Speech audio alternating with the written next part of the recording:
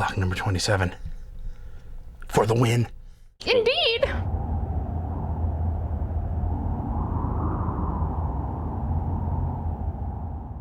The team is doing a playtest. We do this every day at 11 o'clock, and we get as many as 8 people playing the game. So let's just kind of walk around and take a peek at what they're doing. He's got some farms going, and he's got a...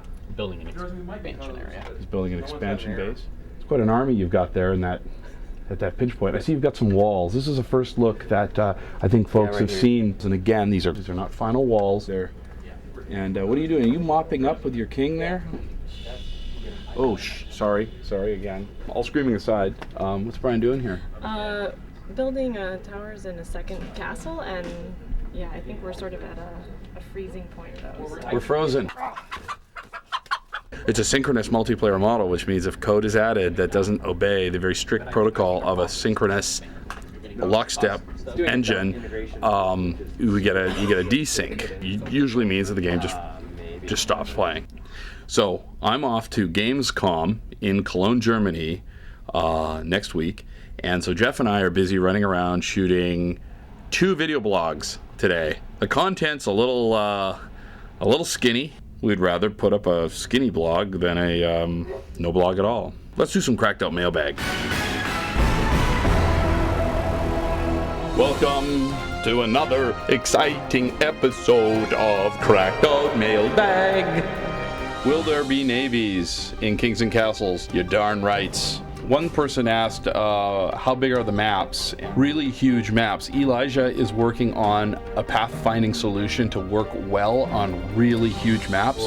Terrain play an important part in Kings and Castles. In other words, will units fighting downhill have an advantage of units fighting uphill? Will archers perched atop a hill have better range and do more damage? We are definitely trying to bring terrain into the game in a much bigger way. Pinch points, the bridges over the chasms. I really like what we call emergent behavior, and this comes out of a simulation.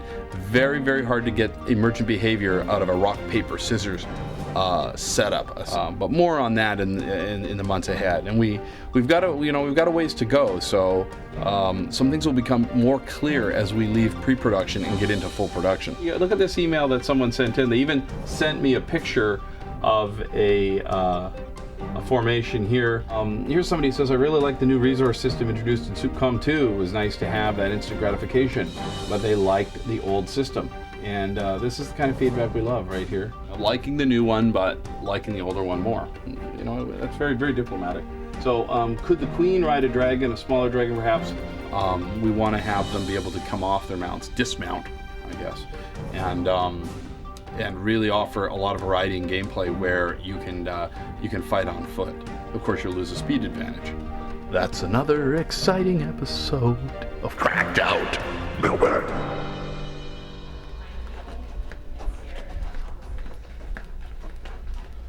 We need a lot of teleportation.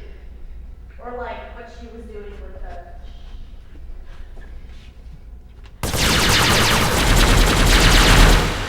Ow! He's bulletproof.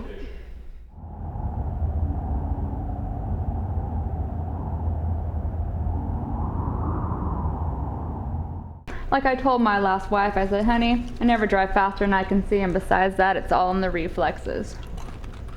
What's that from? It's my lunch.